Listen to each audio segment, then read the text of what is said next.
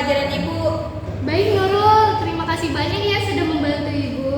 Ya, sama-sama Bu.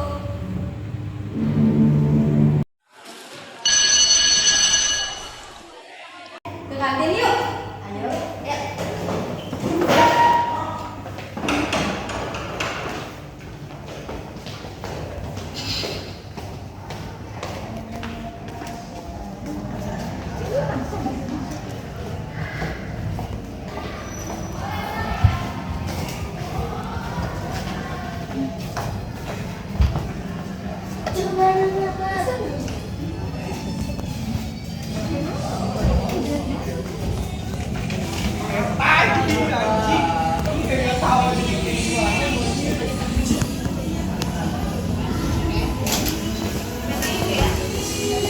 Jadi mereka udah mau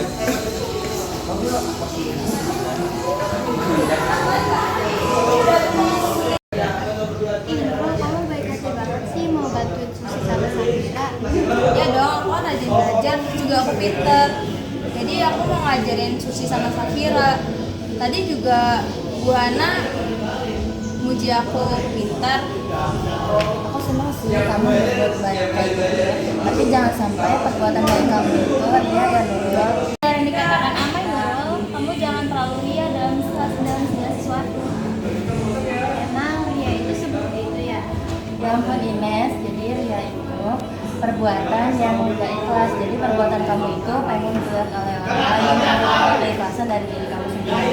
Iya benar kata Amai, dampak negatif dari Ria yaitu kita bakal kehilangan diri kita serta kita akan selalu hilangnya wibawa.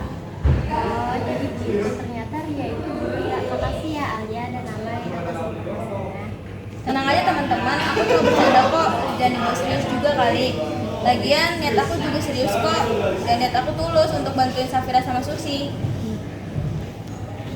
Dah susah banget.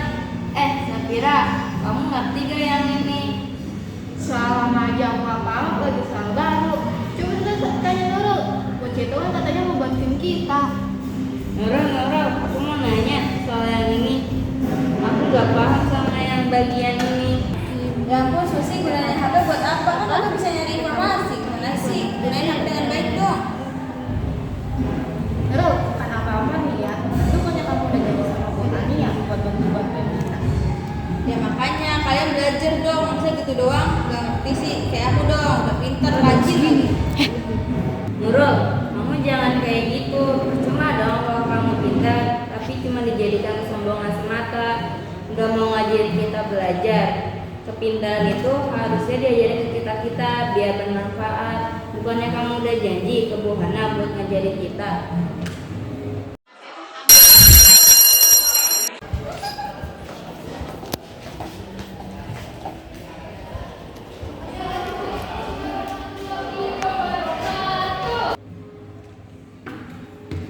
Susi, mana yang gak kamu paham? Mana? Cukup sekian pelajaran dari Ibu. Semoga kita diberi kesehatan untuk bertemu di lain waktu. Kalau gitu Ibu akhiri. Assalamualaikum warahmatullahi wabarakatuh. Waalaikumsalam warahmatullahi wabarakatuh. Untuk Nurul, nanti temui Ibu ya. Baik Ibu, nanti setelah istirahat saya akan temui Ibu. Oke Nurul.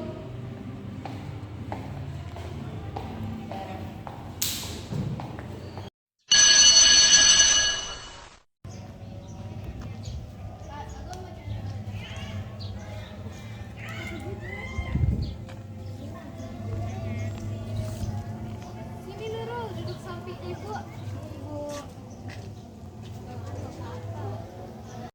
Nurul, Ibu bangga deh sama kamu karena kamu berhasil mendapatkan nilai terbesar di kelas. Cuman sikap kamu ini kurang mengenakan bagi teman-teman kamu. Ibu saranin kamu mengubah sikap kamu menjadi lebih baik dengan cara mengajari teman-teman kamu bila mereka tidak paham, tapi dengan ikhlas dan tanpa ingin diperhatikan. Baik Bu, saya minta maaf ya atas kelakuan buruk saya. Saya janji ke depannya saya akan merubah sifat saya agar menjadi lebih baik ke depannya. Kamu jangan takut ya Nurul, teman-teman kamu pasti menerima kamu apa adanya. Mereka hanya takut bila kamu terus seperti ini sikapnya.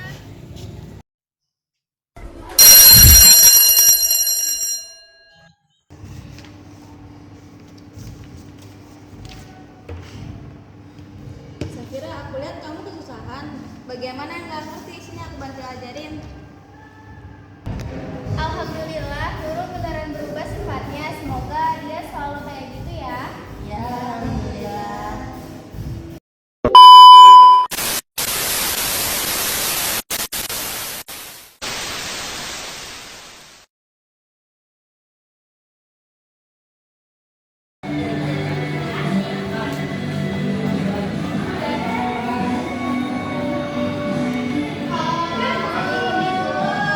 Waalaikumsalam, Ines. Ada yang mau kamu obrolin, Bu. Mau ngobrol apa sama ibu? Mengenai sikapnya Nurul, Bu. Jadi Nurul itu kalau misalkan dilihat sama orang-orang dia tuh mau berbuat baik gitu Bu, tapi kalau nggak dilihat dia nggak mau berbuat baik, kayak sejenis ria gitu lah Bu. Kalian baik sekali kepada Nurul. Nanti ibu akan sampaikan kepada Nurul. Karena sekarang sudah jam pelajaran ibu, ayo kita ke kelas.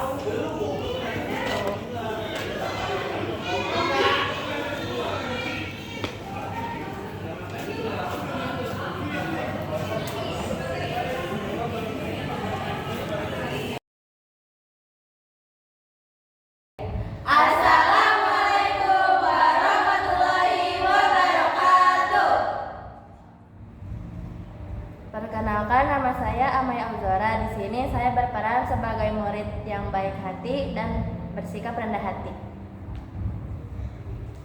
Perkenalkan, nama saya Nisa Dia Ramadan sebagai murid yang rendah hati dan baik hati. Perkenalkan, saya Alia Sofwata Nisa berperan sebagai murid yang rendah hati. Perkenalkan, nama saya Nurul Anissa Dinia sebagai murid yang sukaria. Perkenalkan, nama saya Safira Zara sebagai murid biasa. Perkenalkan, nama saya Susi Citra Lestari sebagai murid biasa. Perkenalkan, saya Septia Fajar Ramadhani berperan sebagai guru yang suka menasihat. Sekian video dari kami, kurang lebihnya mohon maaf. Terima kasih. Wassalamualaikum warahmatullahi wabarakatuh. Kalian masih belum paham pengertian dari ria? Dan apa saja ya dampaknya? Kalau kalian ingin tahu, saksikan video ini sampai akhir.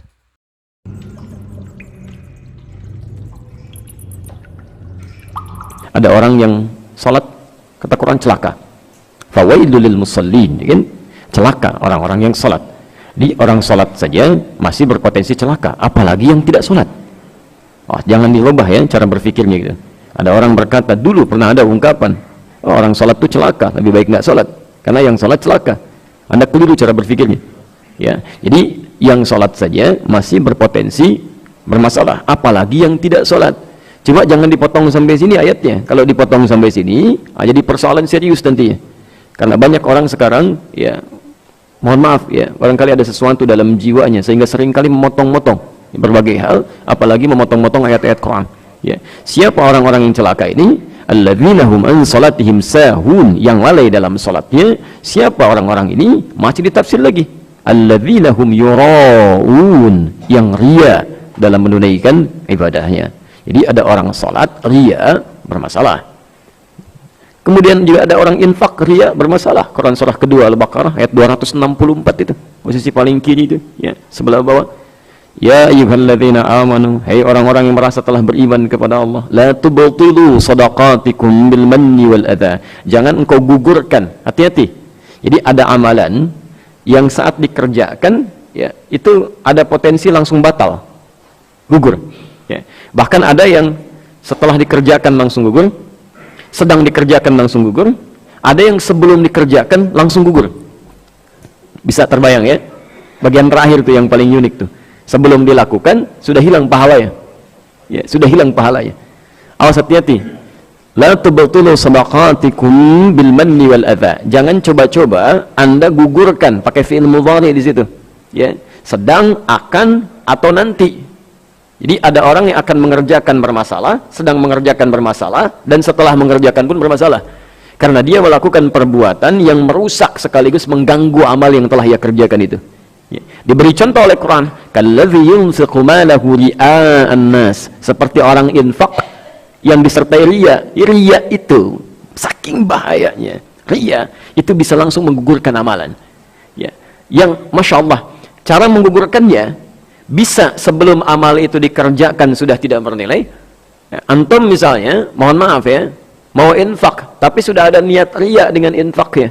Ya, saya mau infak nih, Masya Allah 10 juta ke masjid kan, dari rumah sudah berniat dengan infak yang saya berikan, orang-orang mesti tahu nih bahwa saya juga pernah bersumbang asih dalam persoalan ini. Sudah berniat demikian dan minta misalnya diumumkan, sebut namanya plus gelar hajinya misal gitu kan, Masya Allah. Maka yang seperti ini belum infak dikeluarkan sudah gugur amalan, sudah gugur ya. Ada orang-orang yang Masya Allah ketika amalan itu dikerjakan ya, ketika dikerjakan, jadi barangkali disampaikan pada panitia, Pak, infak nggak menyebutkan nama, kan? Ketika panitia qadarullah menyebutkan ini ada infak sekian, gitu kan? Dari hamba Allah, maaf, bukan hamba Allah, tapi saya muhsin misalnya kan, nah itu bermasalah gitu kan? Baik, jadi di sini persoalan-persoalan bisa muncul, termasuk ada orang-orang yang maaf saat infak baik, sedang infak baik, selesai infak misalnya, mohon maaf, lakukan tindakan-tindakan yang merusak amalannya. Tahu nggak yang tadi diumumin? Saya nggak mau riak tuh maksud tadi, tapi itu saya, misalkan. Nah, itu juga persoalan. Ya. Nah, jadi teman-teman sekalian, hati-hati dengan segala hal yang pernah kita kerjakan. Ada dasar dalam ibadah kita, satu amalan bisa bernilai baik, yaitu adanya keikhlasan.